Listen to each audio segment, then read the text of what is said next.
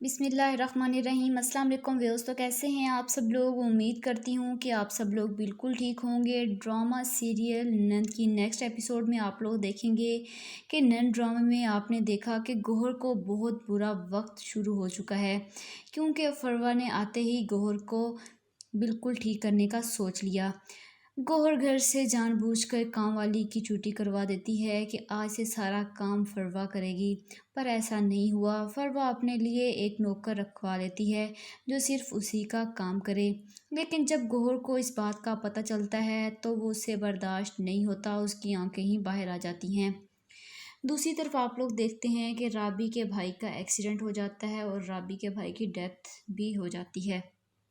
Next episode میں آپ لوگ دیکھیں گے کہ فروا ثاقب کے لیے رشتہ ڈھونڈتی ہے اور منگنی کو کہتی ہے، لیکن گوہر آگے سے کہتی ہے اپنی ماں کو، اس گھر کی بڑی میں ہوں اور میں ہی جانتی ہوں کہ ہر چیز کا فیصلہ میں ہی کروں گی۔ لیکن آخر اب گوہر کی تو سنی ہی نہیں جا رہی۔